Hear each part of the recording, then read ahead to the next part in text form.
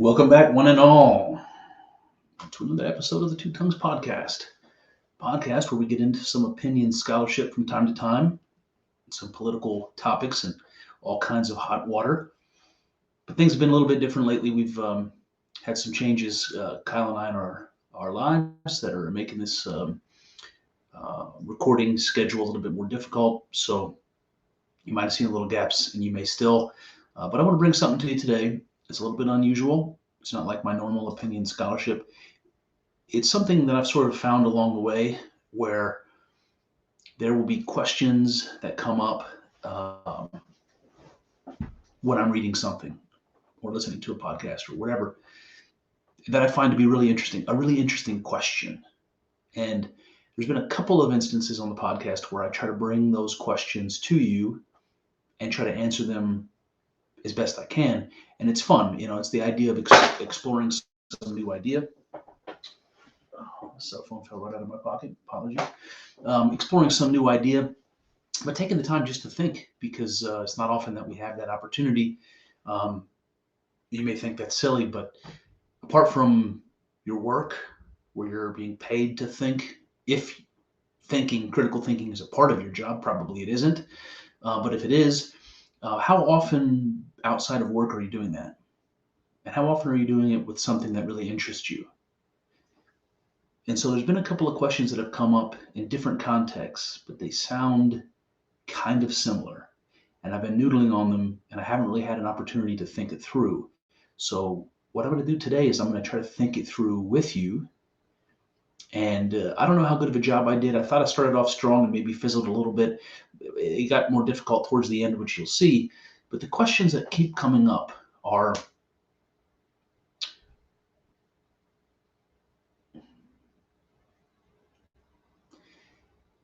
well, one of them is the phrase who we are versus the phrase what we are.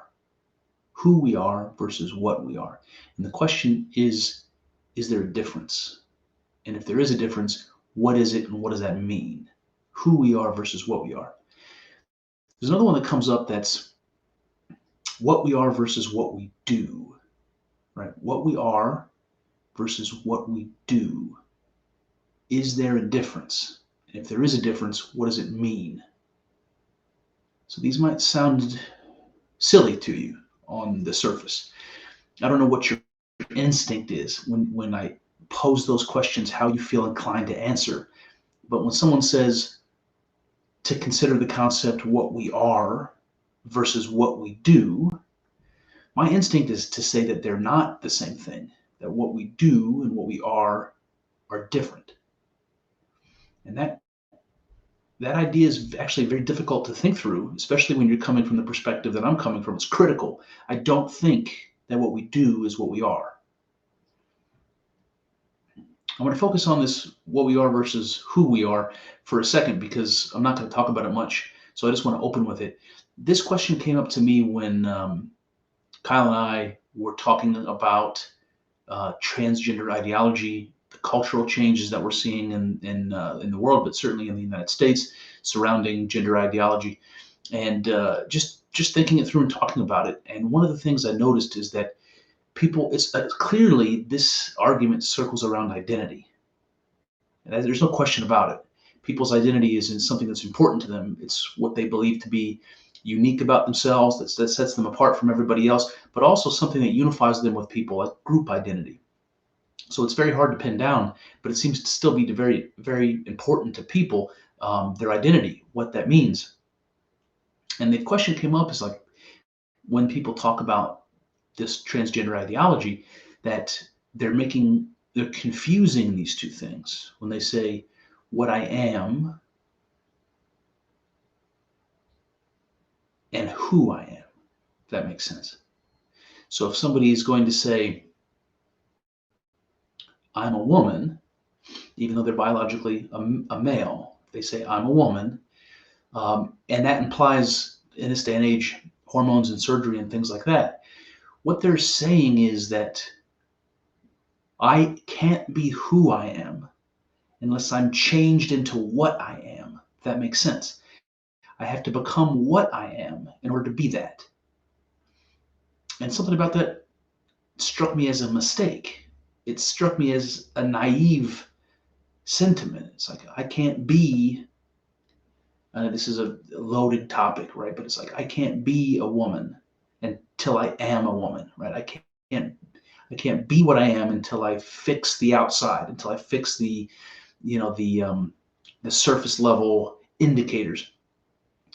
And it just seems like somebody who hasn't thought that through well enough. And that's pretty clear when we see all the hype around what is a woman, the Matt Walsh documentary and the conversations and countless interviews you can see usually on college campuses with young people. If you go and you search those things, you'll see people can't answer that question now. What is a woman? And so it's strange, like who you are and what you are is a difficult thing to accomplish if you don't know what that is. And if you confuse it for these surface markers, to be a woman. So that's one of these kind of strange,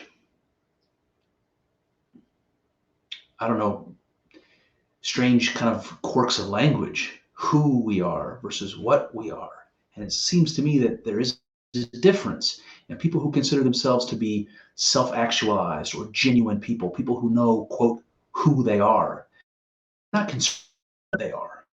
They're not concerned.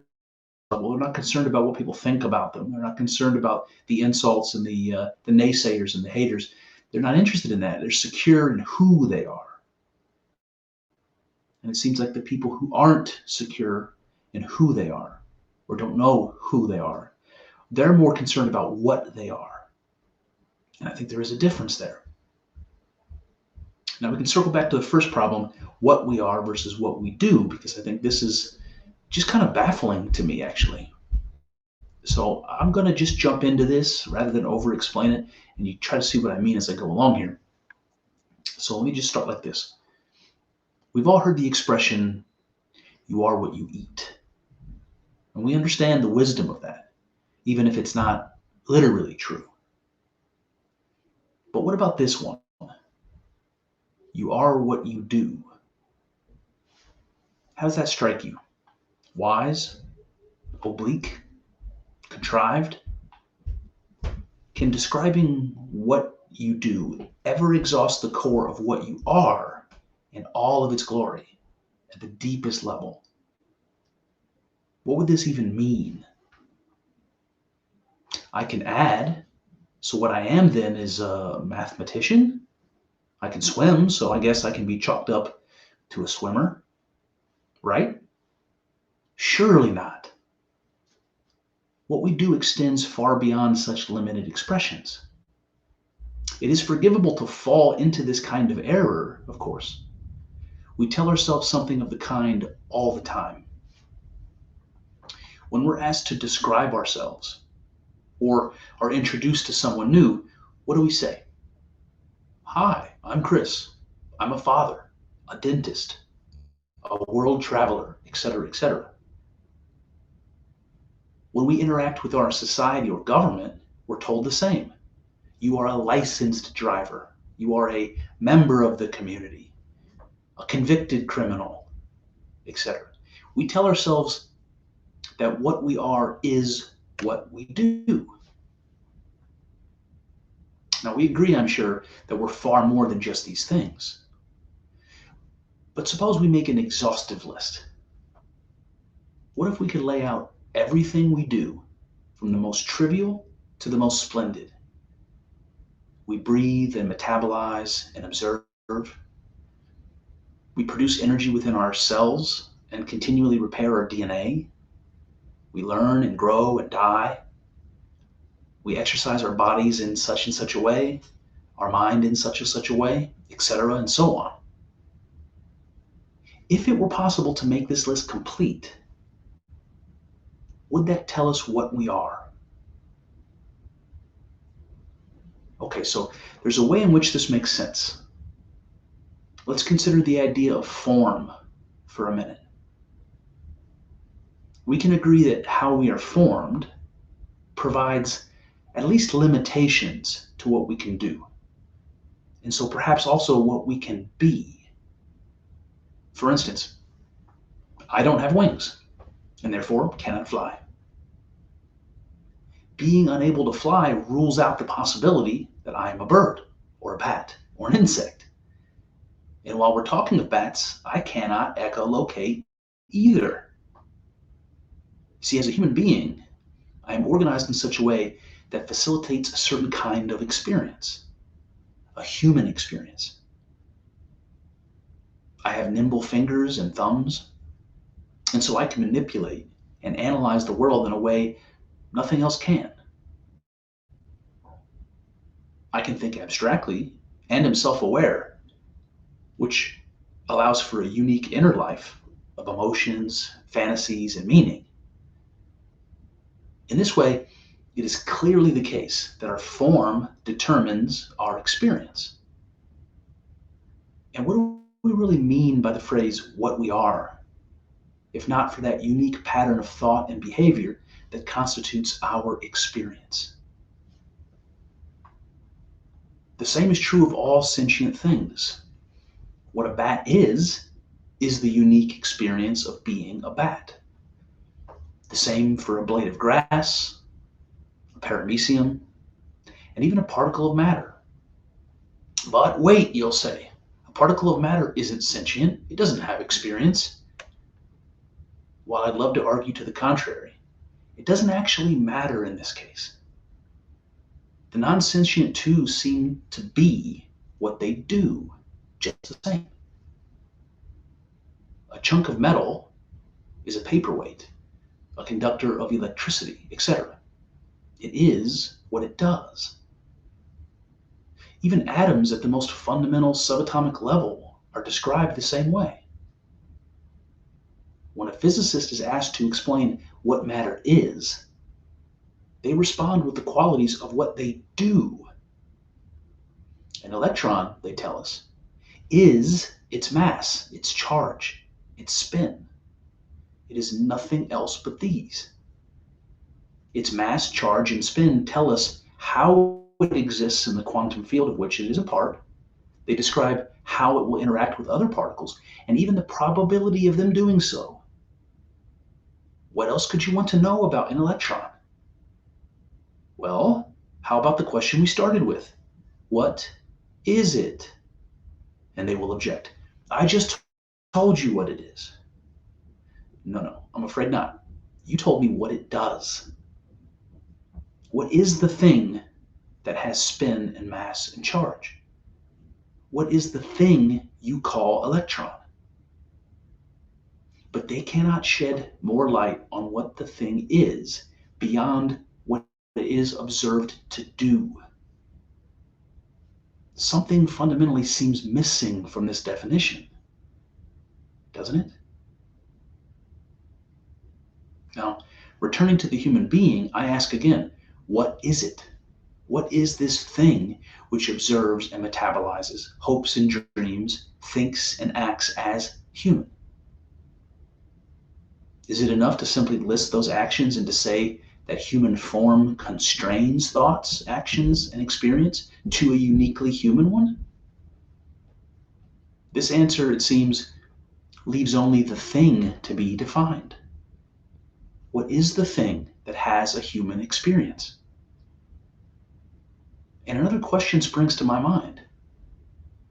If the constraints of form are what make an experiencer a specific thing, could it be that the underlying experiencer is the same in all cases? To put it plainly, if I were a fish, my experience would be that of a fish. I would be unequipped to have human experience, since the prerequisite organs and capacities are missing. Now, if that same fish suddenly acquired those organs and capacities, would its experience then become human? Would it then become human? If so, we can understand the thing to be explained as the subject, as the seat of consciousness, as the thing capable of experience. Fish, bat, human, and perhaps even the electron too, are, at the deepest level, the thing capable of experience.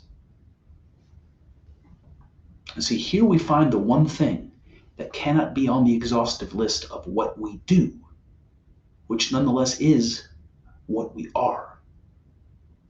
That is our subjective, experiential perspective, the feeling of being I and being other from the world around you. It is strange that the same thing should equally apply to all sentient beings. Strange because it does answer the question, what are we?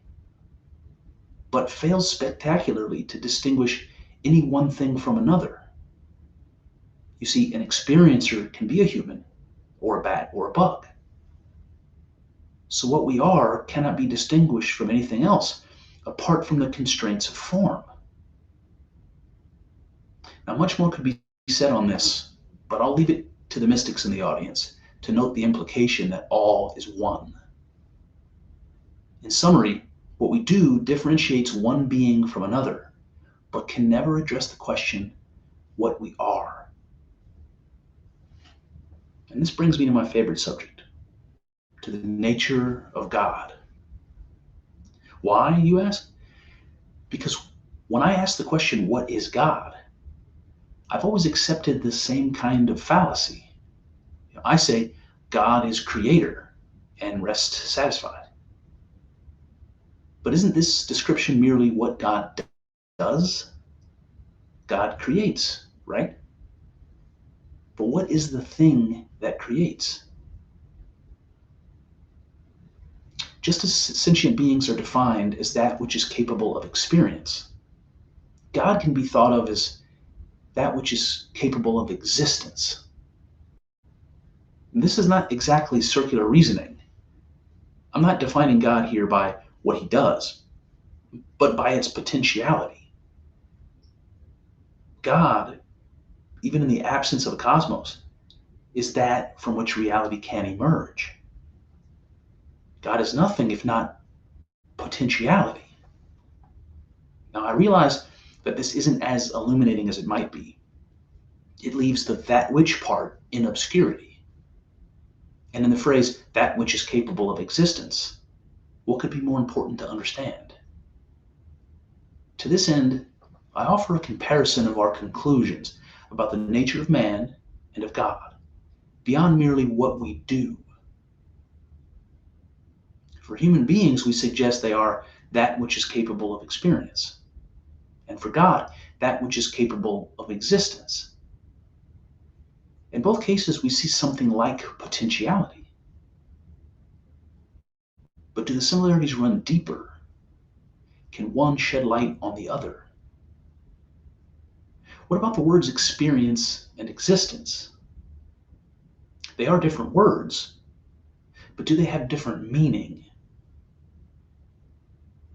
Existence is that which is experienced, right? Presumably, without existence, there would be nothing to experience. It is true, there may be more in existence, not yet actualized, or far off in the undiscovered reaches of space, that remain unexperienced. So perhaps a distinction holds. But even this falls to the Copenhagen interpretation of quantum physics, which insists that a conscious observer is required in the calculus of reality. And it falls to the coincidence of opposites, which insists if experience is impossible without existence, and vice versa, they are in fact one phenomena. What could this mean?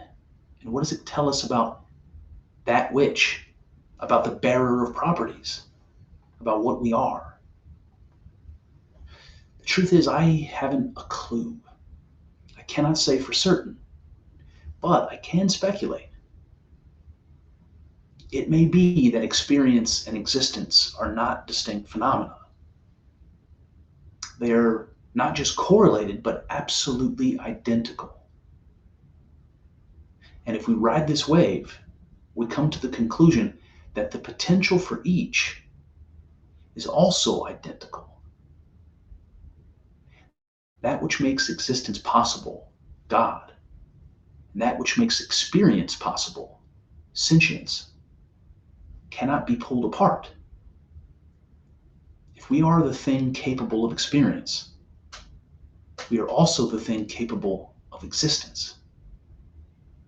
The elusive that which becomes fundamental reality. And the answer to what we are and what God is demand but one answer.